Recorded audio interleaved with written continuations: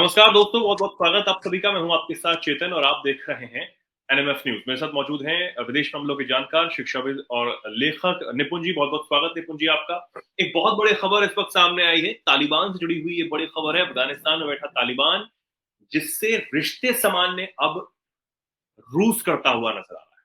जी हाँ, रशिया, जिसके राष्ट्रपति पुतिन हैं, उनका देश तालिबान से रिश्ते बेहतर बनाने की कोशिश करता हुआ नजर आ रहा है। ऐसा हम इसलिए कह रहे हैं क्योंकि रूस की तरफ से एक जानकारी सामने आई है।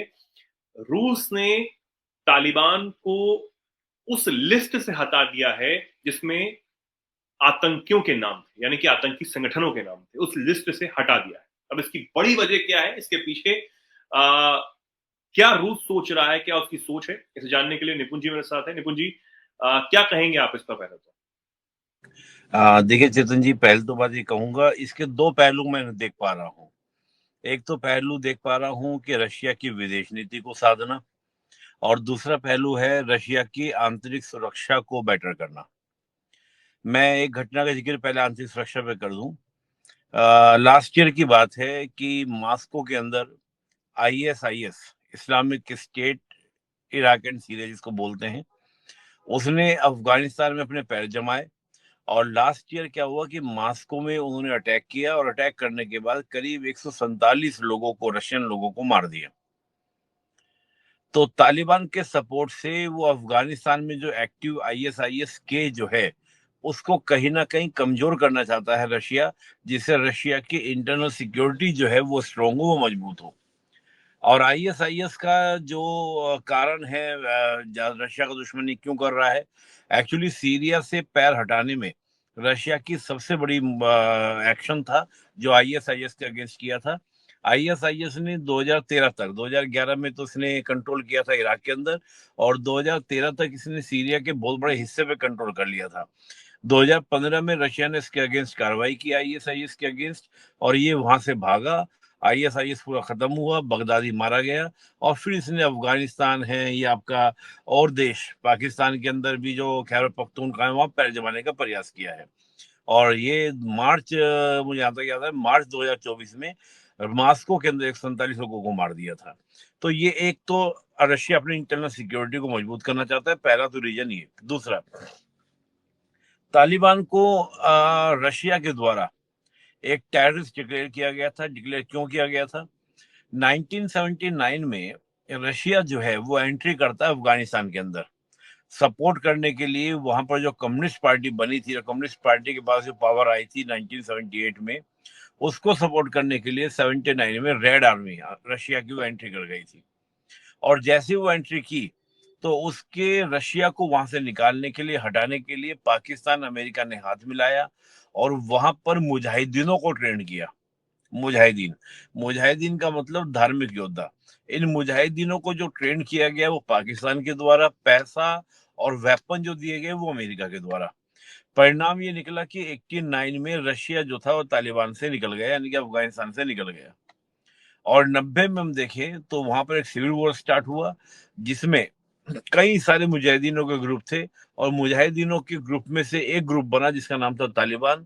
तालिब यानी कि छात्र, छात्रों का संगठन। और इन्होंने 96 तक आते आते 90% अफगानिस्तान पे कब्जा कर लिया।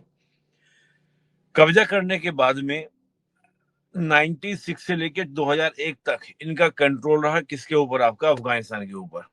लेकिन होता क्या, इस बीच 9/11 का इंसिडेंट होता है, और 9/11 के इंसिडेंट के बाद अमेरिका अटैक करता है। रीजन था अलकायदा के ओसामा बिन लादेन की डिमांड करना। तालिबान से कहा गया कि भैया तुम ओसामा बिन लादेन को हमको दे दो। ओसामा बिन लादेन अलकायदा का चीफ था, जो तालिबान का साथ देने के लिए, तालिबान के साथ देकर अमेरिका से लड़ने के लिए पहुंच जाता है। कहां पर? आपका अफगानिस्तान में। लेकिन तालिबान मना कर देता है। तालिबान कहता है नाना वते, नाना वते यानी कि जो हमारे शरण में आ गया। ये एक हम्म, तालिबान के अंदर या अफगानिस्तान के अंदर जो उनका कॉन्स्टिट्यूशन, एक तो है गवर्नमेंट के द्वारा बनाया कॉन्स्टिट्यूशन, एक जी। उनकी सोसाइटी का कॉन्स्टिट्यूशन है, जिसको पश्तूना वली कहा जाता है।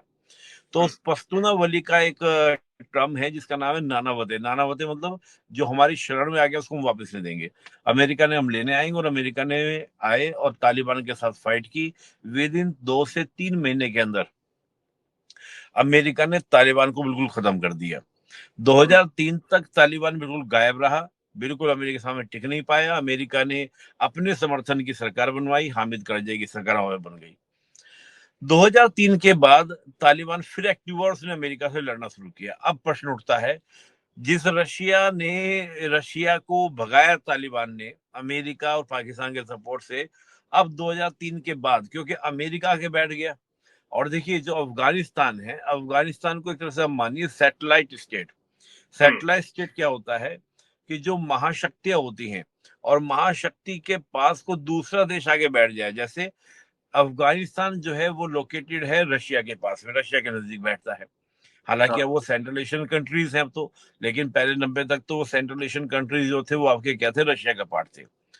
अब यहाँ पे अमेरिका के बैठता है तो यहाँ पे रशिया को टेंशन ये होती है कि अमेरिका कभी भी हम पर क्या कर सकता है, हिट कर सकता है। और जो सेंट्रल एशियन कंट्रीज हैं यानी कि अफगानिस्तान पाकिस्तान को छोड़कर बाकी जितने भी तान हैं, ये सारे तान को क्या करेगा, अपने कंट्रोल में कर लेगा, फिर मेरा दिक्कत क्रिएट करेगा। तब रशिया और चाइना दोनों मिलकर अगेंस्ट ऑफ अमेरिका तालिबान को सपोर्ट करते हैं। परिणाम क्या निकलता है कि 2021 में वहां से आपका अमेरिका निकल जाता है। अब आज की तारीख में रशिया और चाइना ये चाहते हैं कि हमारा जो इन्फ्लुएंस है वो तालिबान के अंदर या अफगानिस्तान के अंदर मजबूत रहे, भविष्य में आप अमेरिका ना पाए। तो उस रिगार्डिंग भी आप देखेंगे लगातार चीन भी तालिबान से संबंध बेटर कर रहा है और रशिया भी तालिबान के साथ संबंध बेटर कर रहा है। ये फॉरेन पॉलिसी का पार्ट हुआ। और हाँ। हाँ, अंतिम बिल्कुल। अंतिम जी जी। अंतिम अंतिम बात यह है कि अभी चाइना की एक मीटिंग हुई थी, चाइना की कम्युनिस्ट पार्टी की। और चाइना की कम्युनिस्ट पार्टी ने प्रस्ताव पारित ये किया है कि हम जो है जितने भी इस्लामिक वर्ल्ड है यानी कि इस्लामिक जितने कंट्रीज हैं, हम हाँ। उनके साथ बेटर रिलेशन बनाएंगे और हम उनके बॉस बनेंगे।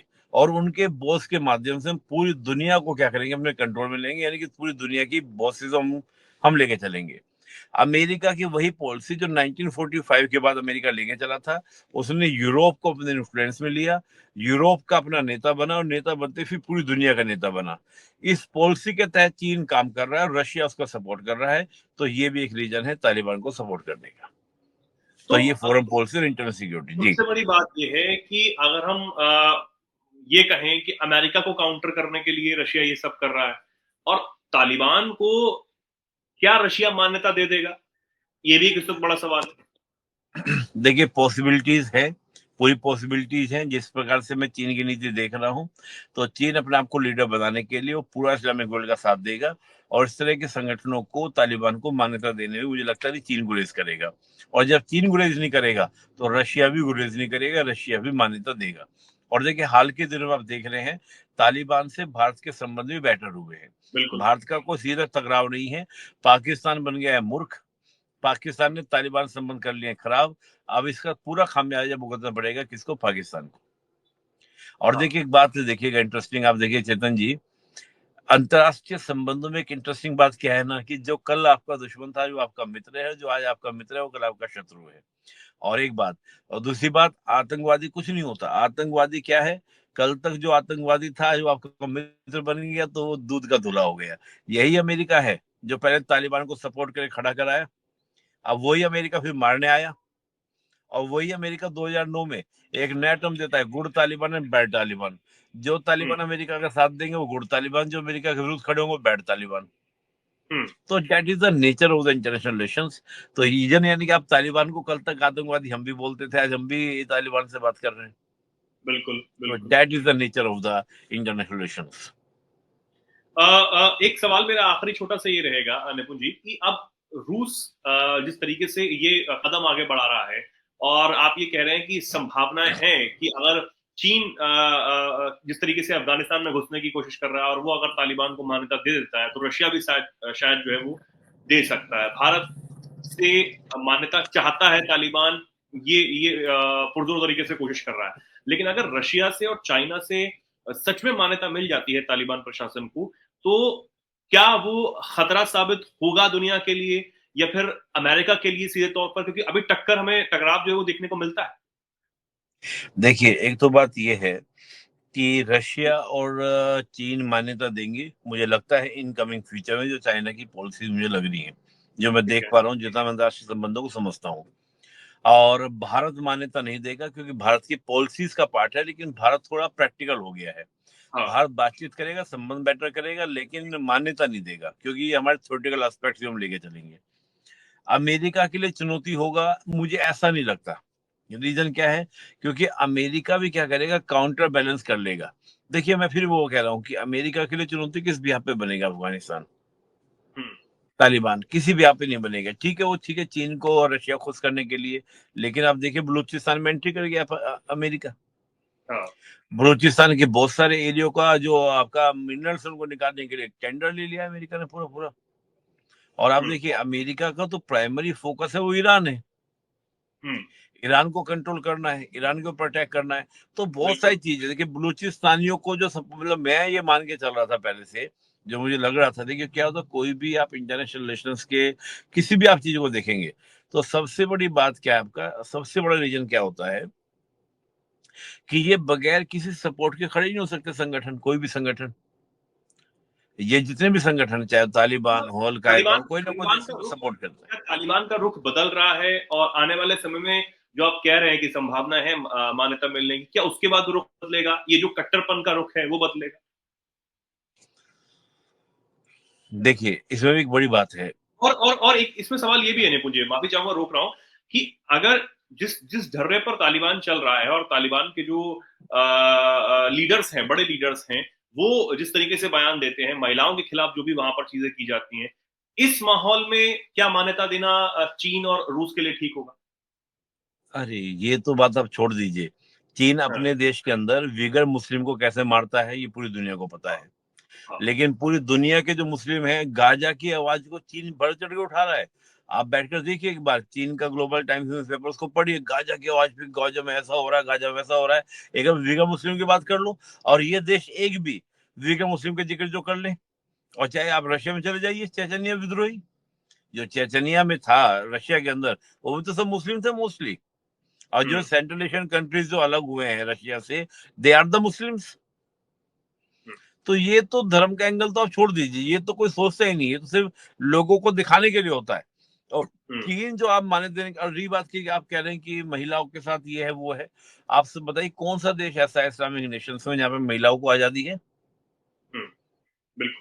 अभी भी तो देखिए ना, अब सऊदी है, कतर है, यूएई है, ये तो अपने आपको मॉडरेट इसलिए कर रहे हैं क्योंकि इनके पास में ऑप्शंस नहीं है। हाँ। इनको लगता है कि अगर वहां पे बहुत रेडिकलिज्म बढ़ गया तो हमारी जो मोनार्की है पहले तो वो खत्म हो जाएगी। हम्म। दूसरा, हमारे पास तेल, अब फ्यूचर में तेल कोई खरीदेगा नहीं। तो हम्म। उन्हें अपने आप इन्वेस्टमेंट बुलाना, इन्वेस्टमेंट लाने के लिए क्या करना होगा? अपने आप को मॉडरेट दिखाना होगा कि हम तो बदल गए, हम आधुनिक हो गए, मॉडर्न हो गए हैं। ये दिक्कत तो ये कि सऊदी के अंदर भी जो कट्टरपंथी ताकतें हैं वो चुनौती दे रहे हैं वहां के राज परिवार को। हम्म।